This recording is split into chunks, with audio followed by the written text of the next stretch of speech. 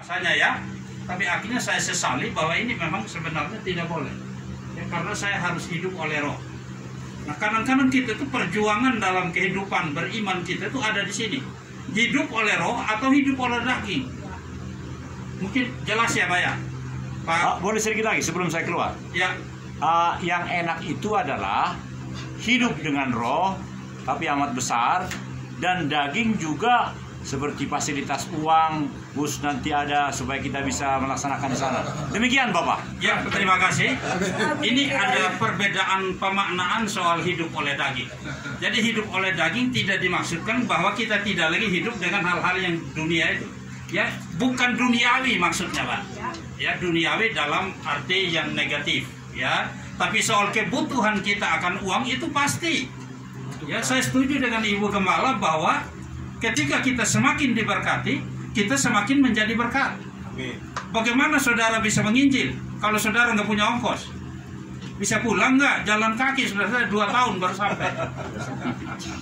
Ya, bagaimana kita bisa menginjil kalau saudara kelaparan di tengah jalan?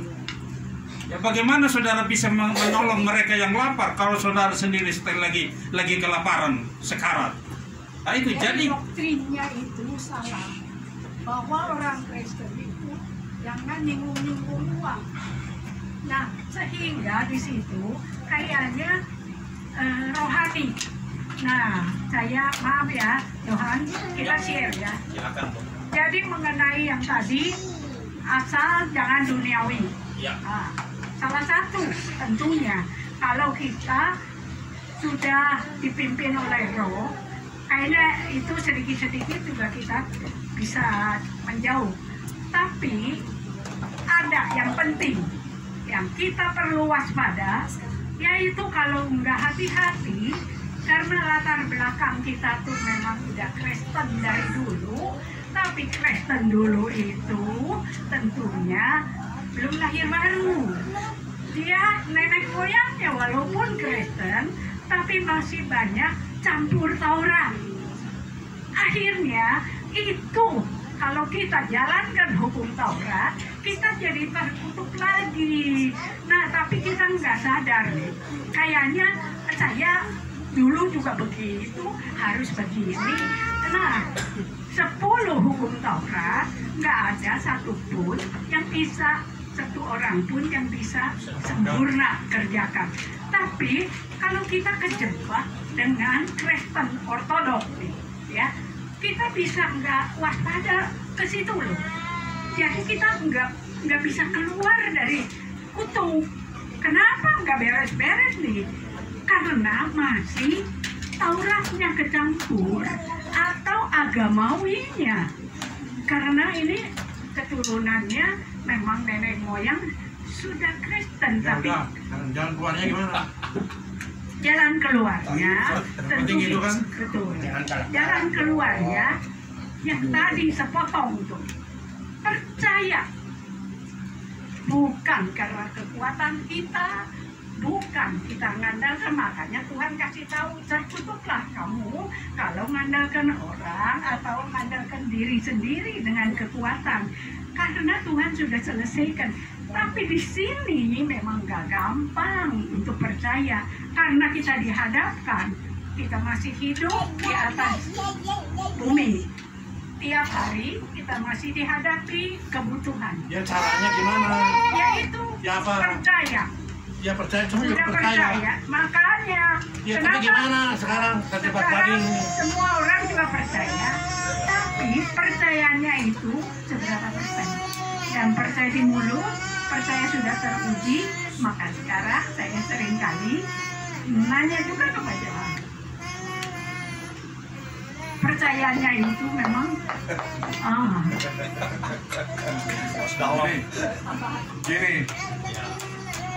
Gini karena daging, jadi kita itu tidak seperti Yesus. Caranya sekarang kuncinya satu, pentahiran. Daging ini matikan. Kalau ini tidak dimatikan, kita tidak bisa seperti Yesus. Bagaimanapun tidak bisa sempurna, karena daging bicara terus. Ya, yang merokok dulu Johan, kalau tidak ditahirkan ini rokoknya terus saja. Begitu dia lepaskan, itu juga saya ancam. Johan, kamu merokok ya? Iya, itu enak bener. Gua tahirin dulu setengah mati, 5 kali 6 kali dilurain, tenang dia yang merokok. Sekarang kalau kamu masih merokok, nanti akan kali kamu ditahirin harus bayar. Ini nggak tahu sendiri, berdiri. Ya kita bicara ya. Jadi melalui pentahiran itu adalah suatu kunci yang luar biasa. Tapi kalau saudara tidak mau tanggalkan diri sendiri atau duniawi, mau 50 kali pentahiran juga tidak ada perubahan. Masalahnya di situ juga. Tidak ada perubahan. Yang penting mau perubahan, tanggalkan diri kita. Lepaskan pelepasan, pentahiran, pelepasan, pemulapan sampai lama-lama. Tuhan sediakan ya, tapi tergantung masing-masing. Ada 50 kali sudah selesai, sudah berubah. Itu satu. Sekarang ngomong percaya, iman kita teruji enggak? Percaya kita uji. Ya, percaya mesti ada hasilnya. Nah, di situ juga masing-masing lain ya. Nah, sekarang tentu faktornya, biar bagaimanapun kita harus kepenuhan roh. Itu salah satu poin yang kita bisa nggak ada. Dan lagi bukan saja lahir baru asal ikut doa, tapi betul-betul harus dipimpin roh. Kalau belum dipimpin, roh Kristus belum di dalam kamu. Caranya? Makanya itu dipimpin oleh Kristus mau mematikan aku. Ya caranya. Iya, itu kan caranya. Kita tanya kepada yang bikin disertasi tentang pentahiran itu, apakah di dalam bukumu Pak Johan Makonda, apakah di situ dikatakan caranya adalah dengan melaksanakan pentahiran? Jawab. Ya, saya mau jawab dari sini nih, biar semua dengar ya. Pentahiran ya adalah pintu gerbang masuknya, Pak. Ya, pintu gerbang masuk. Di mana kita dibersihkan dari kuasa gelap, dibebaskan dari segala ikatan, kuasa kutuk dihancurkan, roh kita dilahirkan kembali, bukan hanya lahir kembali, tapi hidup penuh dengan roh. Penuh dengan roh. Kan kalau penuh roh itu senantiasa, Pak, sebenarnya. Bukan sekarang penuh, 2 minggu enggak, kemudian penuh lagi. Artinya terus rokok jadi dihentikan begitu? Rokok stop. Kalau penuh roh. Ya, mana ada orang penuh roh artinya dikendalikan oleh roh itu, tapi pada waktu yang lalu sama bagaimana posisi roh dengan daging tadi? Karena daging itu enak, Pak. Misalnya tadi saya bilang, iya, itu akan selalu ada dalam kehidupan orang percaya, Pak. Akan selalu ada. Itu pilihan yang kita hadapi setiap hari. Mau mana yang dihidupi? Mau roh? Mau daging? Mau kepenuhan roh? Dagingnya dikit. Mau daging tambah gede? Silakan pilih. bisa fokus dengan acara kita tanggal 29 antara siap laksanakan. roh dan daging. Bagaimana? Jadi 100%. saya udah bilang tadi bahwa kita akan melaksanakan di sana. Nampaknya Pak Gembala setuju. Nah, silakan Pak. Bapak kan seksi 100% seminar. kita siap untuk melaksanakan itu. Nanti kita ngobrol dulu ya. Tinggal buka hati, buka pikiran kita untuk menerima kebenaran itu. Ya, mungkin itu. Ya, ibu yang ibu bilang tadi, pikiran itu juga penting, Pak. Orang bisa lahir baru, pikirannya masih pikiran duniawi terus. Itu harus diperbaharui dan itu butuh waktu, proses.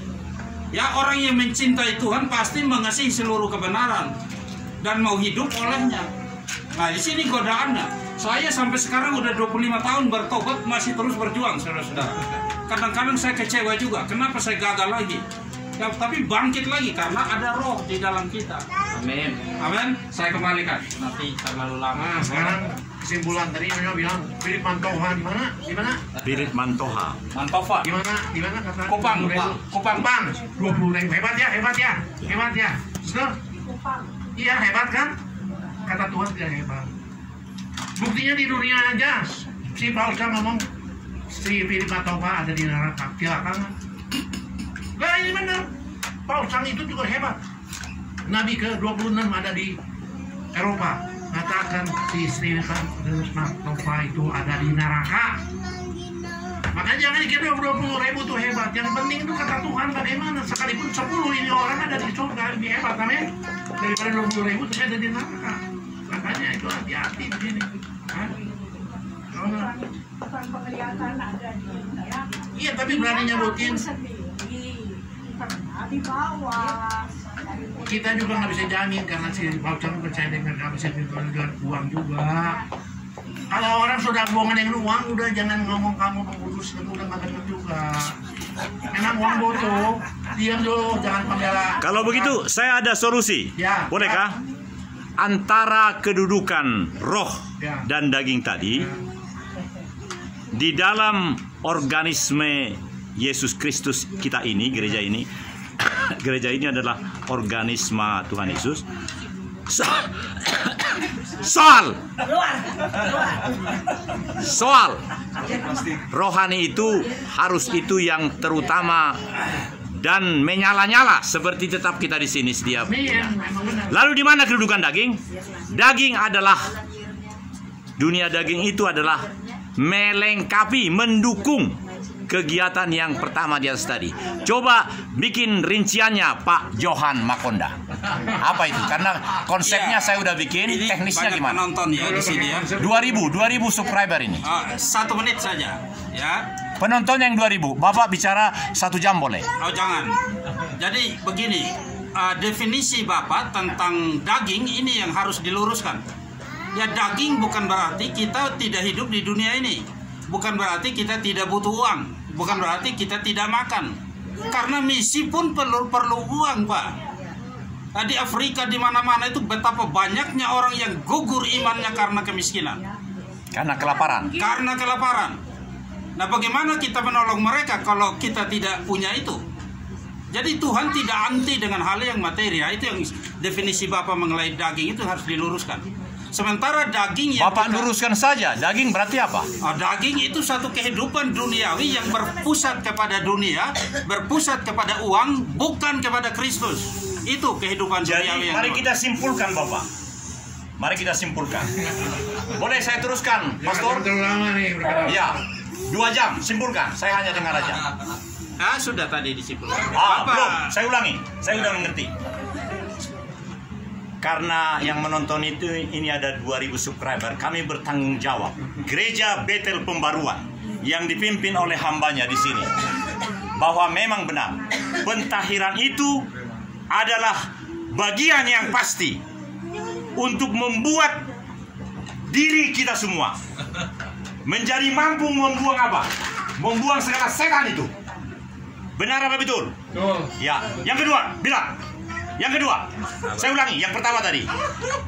Pentahiran itu, termasuk pentahiran yang ditulis di disertasi Johan Makonda Sinaga itu, hanya pentahiran itu, bukan hanya.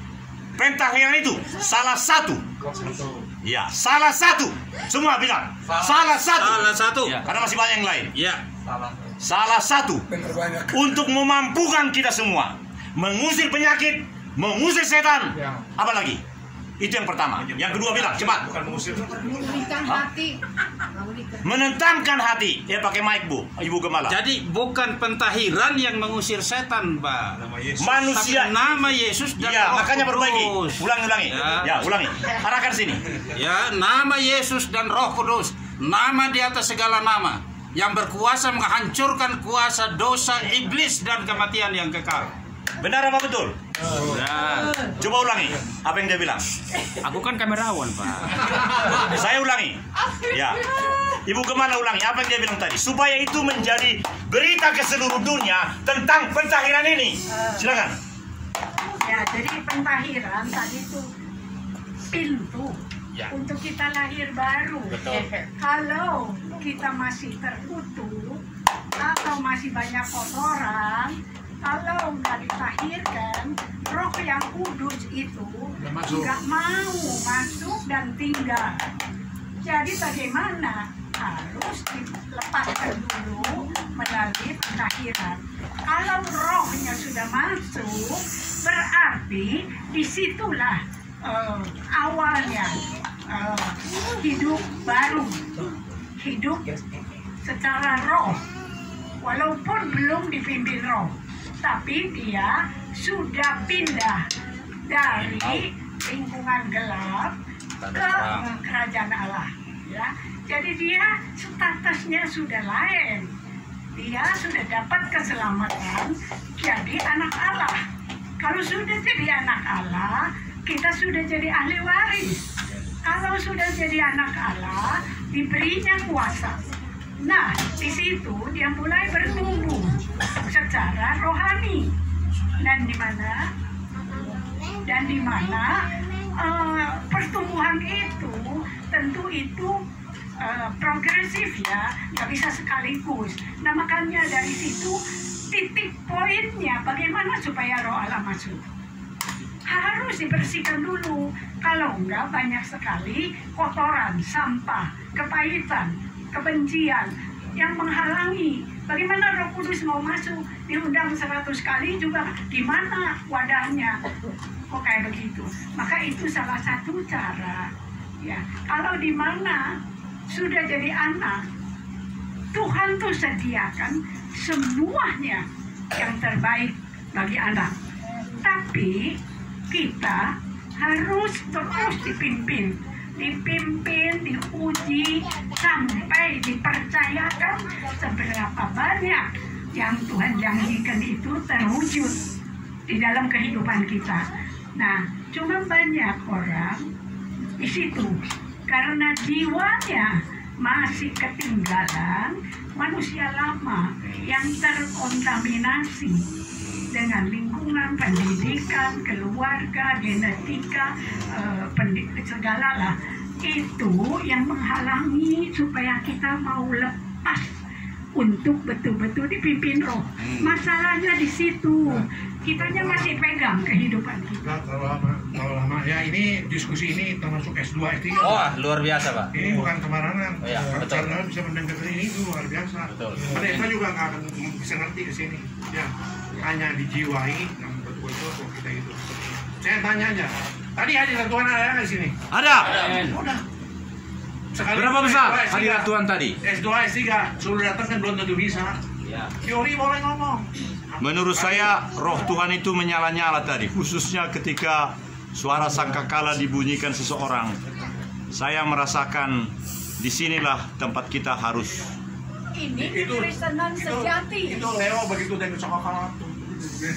Enak udah. Saya naik udah. Kataan ya. Oke, itu terlalu lama kesiangan. Ini udah dalam ini. Wah, iya. Ini udah dalam, ini bukan sembarangan. Saya puji kalian bisa dengar ya. Ini pelajaran yang terbuka. Ya. Ini jarang mau diungkapkan, kalau yang lain ini gengsi. Kalau kita terbuka aja, kita sama-sama semua belajar ya.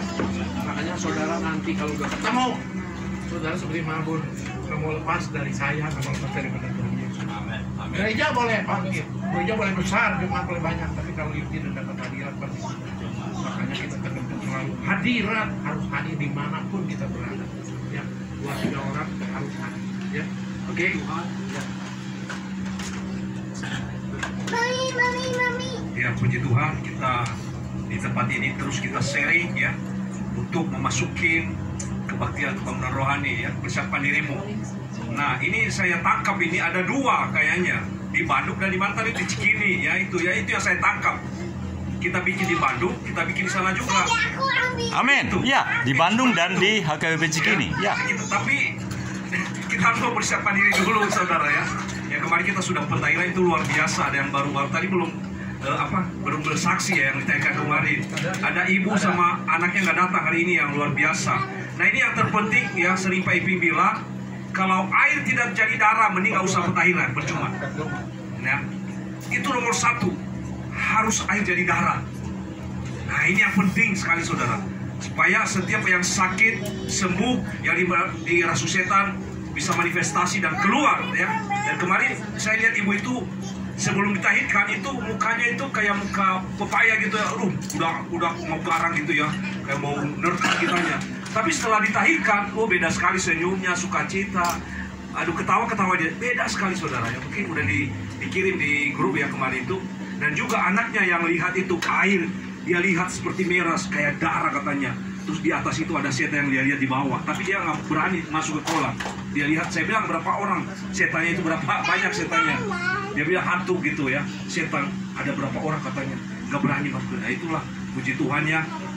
bahwa persekutuan kita ini ya sungguh luar biasa, Tuhan membela ya. Makanya kata Bapak tadi itu harus ini apakah ini tuntunan Tuhan atau enggak ya kan. Makanya benar-benar kalau kita melakukan pentahiran ini sesuai dengan kehendak Tuhan, saudara ya. Bukan karena kemauan kita, bukan kesombongan. Kesombongan bukan gagah-gagahan karena saya udah bisa berbahasa roh ya.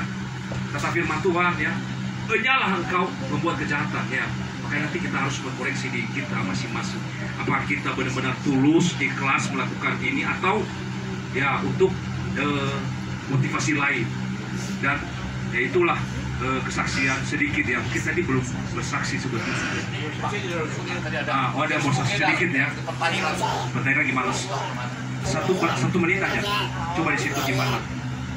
Waktu pentahiran karena pertama itu kan tiba-tiba kan harus ada darah, tapi waktu itu saya lihat seperti anggur langsung mematakan kan. Inang itu kan bakal itu dapat kakak. Iya begitu. Pas terakhir itu benar-benar iya gitu nyata. Semuanya itu kayak warna anggur yang kelihatan. Kalau untuk Tuhan Yesus ya. Iya. Tuhan. Mimpinya tadi apa? Oh, mimpi aku seperti kayak apa ya, Dajjal gitu. Aku dikejar-kejar, tapi di situ banyak orang, di situ nggak ada yang bantu aku. Mereka bilang kau yang bisa. Aku dikejar terus. Aku bawa anak-anak aku, Tuhan aku titipkan anak-anakku. Aku lepaslah anak ini. Terbanglah mereka kan. Bumi itu seperti terbelah. Aku lihat bingung. Kerajaan Tuhan sama awan-awan yang warna biru, luar biasa itu pokoknya. Cuma ya gitu aku berjuang. Ibu nggak rugi ya datang ke tempat ini? Ibu nggak rugi kan? Tidak Bapak. Dari dulu ya, belum pernah kayak gini. Tuhan sayang sama ibu. Lebih dalam lagi nanti dipakai Tuhan. Berjalan terus. Mari kita berjalan terus.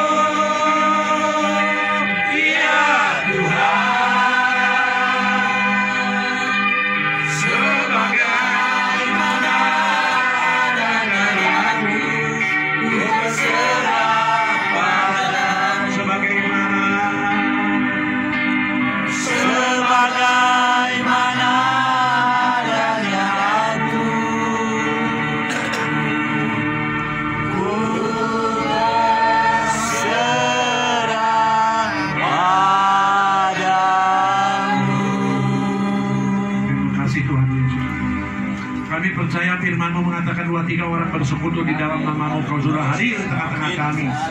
Di tempat ini Tuhan, lebih dari 2-3 orang. Pasti Roh Kudus sudah hadir dan kami mengadakan suatu perjamuan kudus.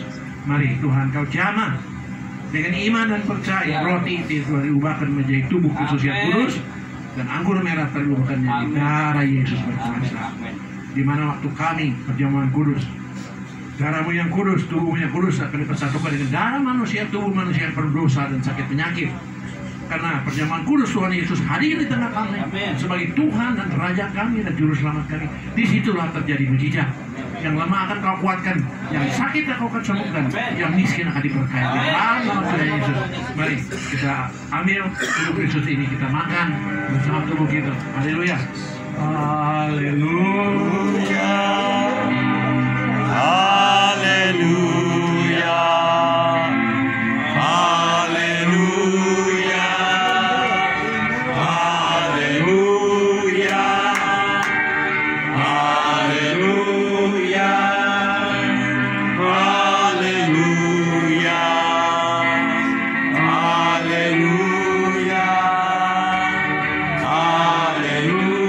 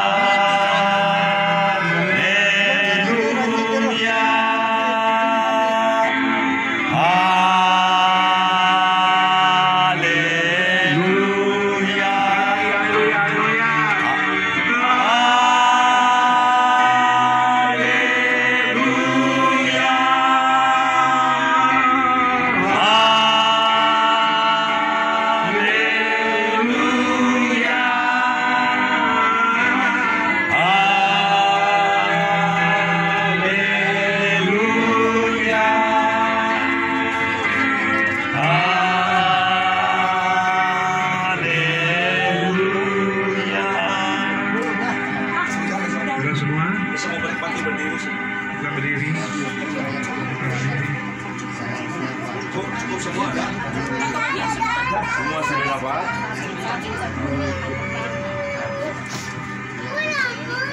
Tuhan, inilah anak-anak-Mu yang berkenan di tempat Kau mengadakan suatu perjamuan kudus. Kami percaya dengan iman bahwa kita adalah bekerja tubuh Kristus yang kudus, akan bersatukan dengan tubuh manusia yang penuh dosa ini. Tuhan, karena Kau hadir di tengah kami sebagai Tuhan Yesus dan Juru Selamat kami. Disitulah pasti terjadi mujizat. Kami mau makan tubuh-Mu akan bersatukan dengan tubuh manusia. Amin. Di situ terjamin dalam nama Yesus kami makan tubuh Kristus. Haleluya. Amin. Makan. Demikian kita angkat dengan iman. Anggur merah telah menjadi darah Yesus yang berkuasa. Di mana darah-Mu yang kudus akan dipersatukan dengan darah manusia yang penuh dosa, sakit penyakit. Karena Tuhan Yesus hadir di tengah-tengah kami waktu perjamuan kudus itu. Di situlah darah Yesus akan menggantikan darah manusia yang kotor, yang penuh dosa, sakit penyakit itu, sehingga kita kuat, gagah, eksis dari rambut ke telapak kaki melayani Engkau. Karena darah Yesus sudah mengalir ke tubuh kita, bisa mengusir setan di dalam nama Tuhan Yesus Kristus. Memberikan Injil sampai ke ujung bumi, doain orang sakit sembuh. Kita kuat dalam menjalankan amanat agung dalam nama Yesus. Kita minum dari Yesus. Haleluya. Dalam nama Tuhan Yesus.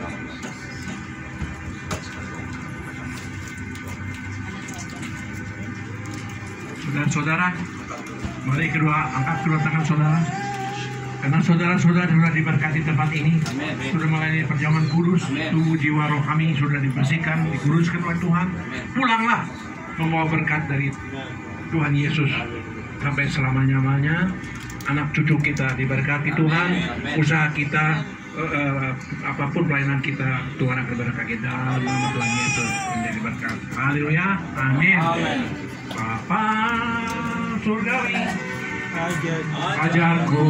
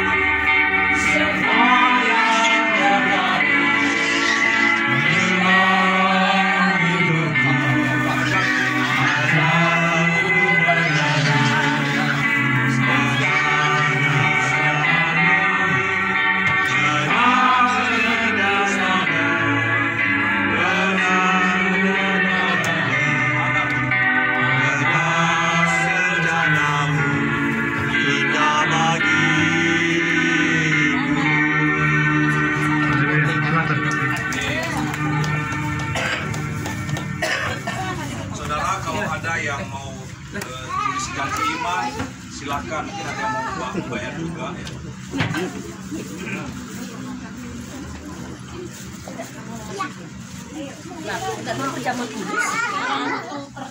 Bagian akhir dari program ini Tuhan Yesus memberkati. Shalom, shalom.